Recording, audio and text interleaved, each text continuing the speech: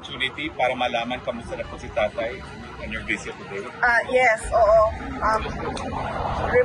Ni-remind kami no, na detention unit na merong kailangan sundin na mga conditions sa visit. No? So from now on, bawal kwento kung ano yung mga nangyari sa loob at ano yung mga pinag-usapan sa loob.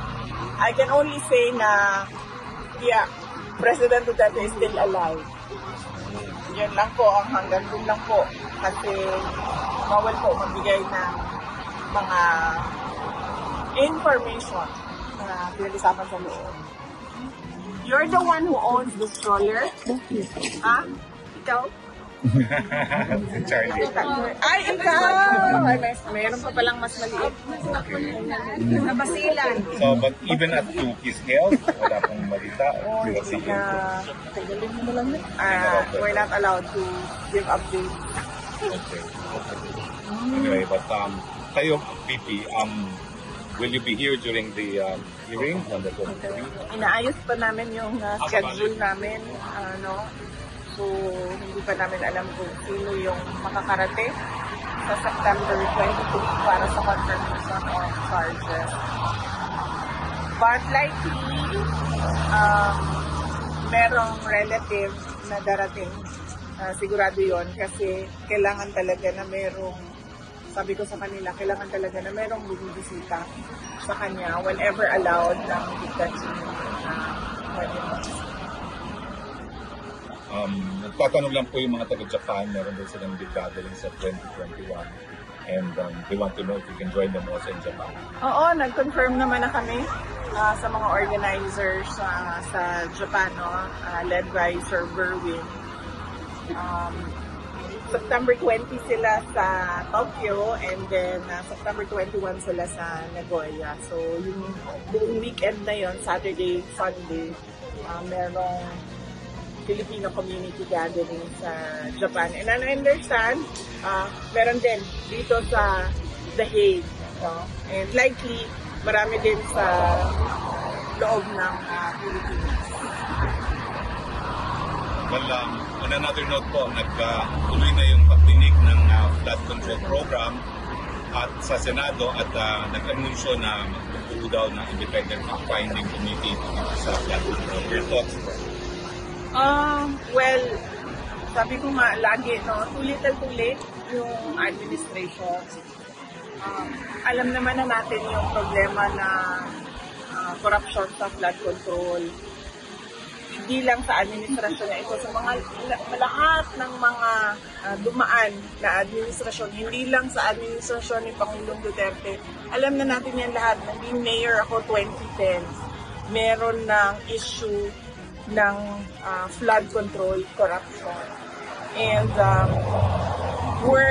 mas worse lang sa atin ngayon dahil sinasabi ko nga, hindi lang naman flood control projects yung merong corruptions. As early as 2024, noong nag-resign ako sa Department of Education, matagal ko pinag-isipan yon kung magre-resign ba ako at sasabihin ko ba kung ano yung mga experiences ko as a secretary ng Department of Education. And then, nag-decide ako na magsalita talaga kung bakit. Sinabi ko nga, in-attach yung pinaghati-hatian ng members of the House of Representatives ang SBP, School Building Program budget ng Department of Education. At hindi lang yun, in-attach pa nila yung listahan doon sa House version ng GAB.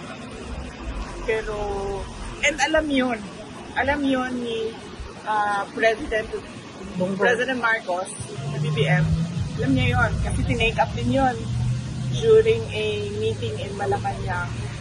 Pero, he looked the other way. So, magdududa ka kung bakit bigla ngayon ay merong silang palabas na malaking investigation ng flood control projects. Ibig sabihin, meron na naman siguro silang niluluto behind the scenes na syempre hindi natin nakikita dahil lahat tayo nakatutok doon sa flood control corruption. Kung seryoso lang talaga ang presidente, tapos na yan isang araw lang, matuturo niya lahat ng may kagagawan ng corruption sa budget. Pero, well, you can see, parang nanonood tayo ng Venezuela. Oo. Well, VP, you were once a mayor, and alam namin nandito ka naman sa Dahig, no? But do you plan to meet with Mayor Magalong and the rest of the leadership of the mayors for good governance? Because you had good governance when you were mayor. So. Wala pa kaming, hindi na pag-usapan at wala pa kaming schedule. Ang immediate ko na schedule pagbalik sa Pilipinas ay sa Bicol region dahil celebration nila ng Peña Francia at merong mga small gatherings kami doon, sectoral gatherings para sa mga issues naman sa Bicol na I'm sure biktima din ng corruption ng projects sa gobyerno. May plans po kayo to meet with Mayor Lenny Robredo while in Francia? Hindi pa namin nagawa yung schedule namin, pero yes, gusto sana namin na ma-meet yung mga local government officials ng hindi lang ng Naga, ng entire Bicol region kung kakayanin ng schedule. But mainly, nandun kami to celebrate with the Bicolanos, to pray with the Bicolanos sa pinakamalaking festival nila, ang Peña Francia Festival. Okay. May questions kayo? Wala. Okay, ma'am, do you have time for... Yes. Please, go ahead. Dito